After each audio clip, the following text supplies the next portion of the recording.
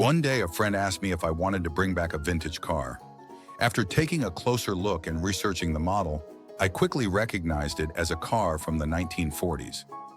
Digging deeper into its history, I discovered it was a Plymouth, specifically a 1946 model. After several rounds of discussion, we agreed on a price of $1,950, and the car, identified as a P15 model, was mine.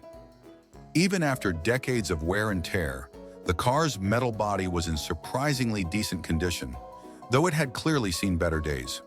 Overall, it was still intact, with no major pieces missing. The rear window was preserved, but when I opened the hood, I was met with the real challenge: the engine. It was a rusted block of metal, and the rear lights were entirely gone. Still, I knew this was the car's original engine, and restoring it would be no easy task. Transporting the car home safely was a job in itself, costing me an additional $1,200 in shipping fees. Once it arrived, the first thing I did was dive into the engine to see if it could be revived. As I inspected and repaired each part, I discovered a broken piston, half of it still lodged deep inside the engine. One issue after another emerged, each more frustrating than the last. Despite the challenges, there was a glimmer of hope. I managed to loosen some parts after hours of effort, tapping and prying gently until I could get things to budge. It felt like I needed some legendary skill, like a magic touch, to bring this engine back to life. For days, I worked tirelessly, letting the engine soak in lubricants and trying every trick in the book. Then just when I was about to lose hope, the engine surprised me. Upon further inspection, I discovered that some of the pistons were actually made of wood. With a mix of determination and a bit of luck, I got everything moving again, lubricated the engine thoroughly, and felt like I'd won the jackpot. Years passed as I continued to work on the car, bit by bit, perfecting every detail. This project became a personal mission, a chance to reclaim what had once felt impossible. Finally, after countless hours of dedication and problem solving, the car was restored, and I couldn't have been prouder.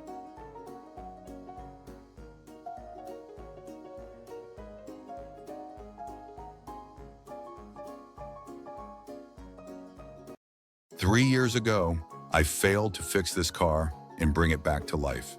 That failure stayed with me, but I'm determined to turn things around and regain the confidence I lost. To start, I needed a method that was quick and simple, but when even that didn't work, my mentor gave me a straightforward but strange piece of advice. If you can't move it, carry it. It sounded absurd at first, but I realized it wasn't just practical, it was exactly what I needed to push forward. The process of getting the car moving again was clumsy and exhausting. After spending an entire morning trying different methods, I finally managed to push it out of its spot. It wasn't pretty, but progress was made. Over these 3 years of working on cars, my skills have improved significantly. This project, though challenging, feels like a true test of my growth. Every moment feels like I'm unlocking some untapped potential. Once I opened up the engine's cylinder head, I understood why the car had been abandoned. The problems were endless, and the most shocking discovery? One of the pistons was made of wood. That's right, wood. Fixing the piston issue immediately became my top priority. This car originally had 2 literal horsepower, and it always gets people curious about its engine power. After hours of pushing and maneuvering, I finally managed to get this vintage car into my workshop. Now I'm facing another tough decision. The car's original color was a vibrant blue, but somewhere along the way, it had been painted gray. Should I restore it to its former glory or go in a different direction? A timeless black would give it a classy, understated look, but a bold red could make it stand out. Decisions like these require time and careful thought, but for now, the focus is on restoring the car mechanically. Disassembling the car has been an intense process. I started by spraying lubricant to loosen the many rusted screws and bolts, some of which were completely corroded and refused to budge. Rust had eaten into almost every corner of the car. When my usual tools failed, I had to bring out my blowtorch to cut through the worst parts. This ultimate trick became my saving grace, helping me remove stubborn parts like the bumpers and other major components. The interior was another nightmare. Decades of neglect had left it covered in dirt, grime, and rust. I removed the seats, which were shockingly heavy, and started cleaning out years of accumulated filth. The pedals were missing entirely, and the dashboard was in terrible condition. It's clear that restoring this car is going to be a monumental task. To move forward, I needed to separate the body from the chassis. This meant tackling even more rusted bolts and screws. The undercarriage was a mess of weeds, debris, and rusted metal. After days of hard work and relentless effort, I finally managed to separate the body and chassis. That moment felt like a small victory, and I decided it was worth celebrating with a drink. Now, the next big challenge is the engine. The missing pistons are the most frustrating part. They'll need to be custom-made or replaced entirely. Rebuilding the engine and the rest of the car will take time and patience, but I'm determined to see it through. Every step of this project is tough, but the satisfaction of progress keeps me motivated. When this car is finally restored, I want it to be perfect. The color choice is still weighing on me. Should it be black for a timeless elegance, or red for boldness and energy? Maybe I'll decide once the engine is rebuilt and the car is one step closer to life. One thing's for sure, when it's finished, it'll be worth every ounce of effort I've poured into it.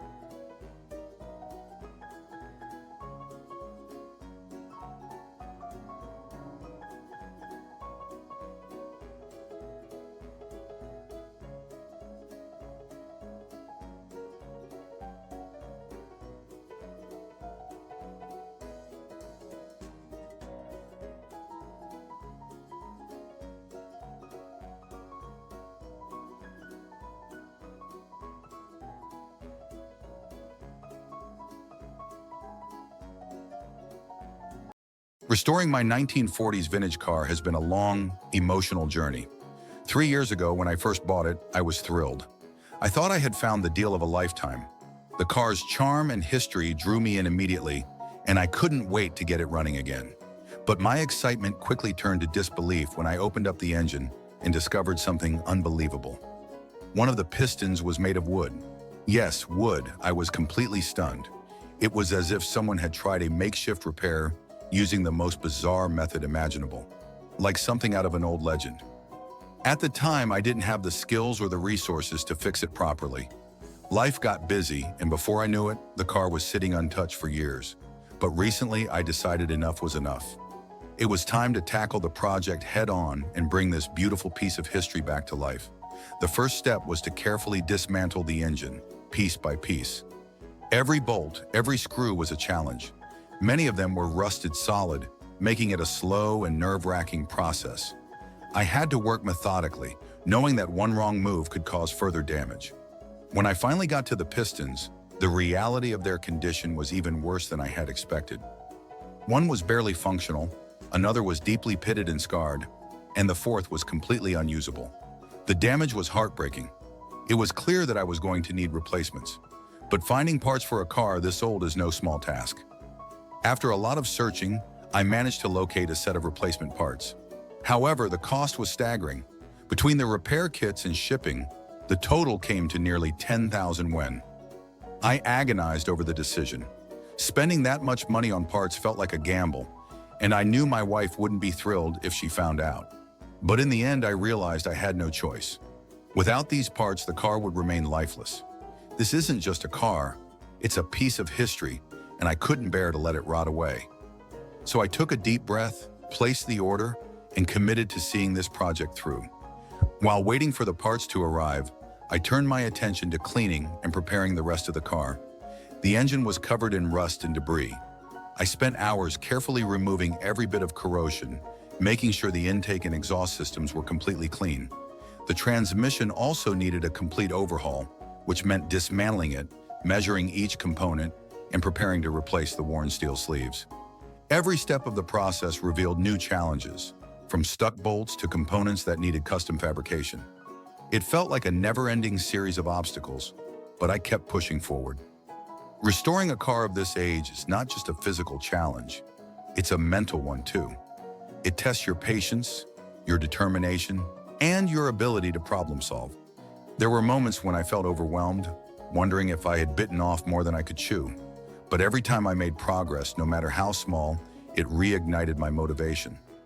As I worked, I couldn't help but think about the history of this car. Built in 1946, it has likely seen countless roads, stories, and adventures. Bringing it back to life feels like honoring that legacy. It's not just about fixing an old vehicle, it's about preserving a piece of the past. This project is far from over. There are still weeks of work ahead, cleaning, measuring, assembling, and testing. But I'm determined to see it through. The day I finally hear that engine roar to life will make all the struggles, setbacks, and expenses worth it. This car isn't just a project, it's a labor of love. And when it's finally complete, I know it will be a testament to the power of persistence and the beauty of restoring something that was once forgotten.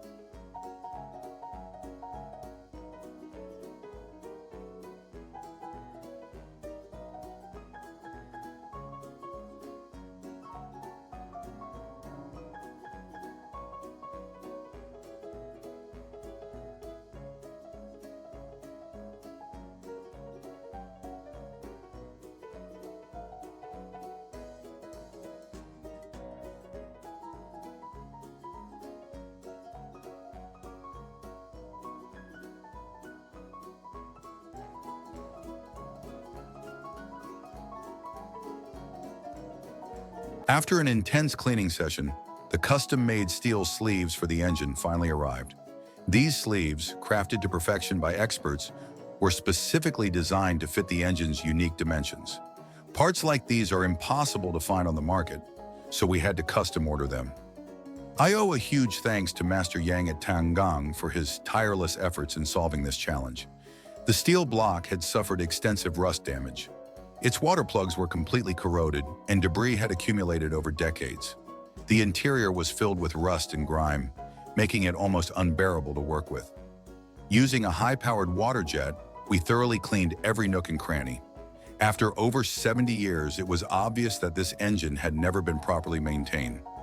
Now it's sparkling clean, as if it's wearing a fresh, spotless outfit. With the block cleaned and prepped, we quickly applied a protective layer of anti-rust paint. This will ensure that all our hard work isn't undone by future corrosion. Thinking back to when I first bought this car 3 years ago, I remember how thrilled I was.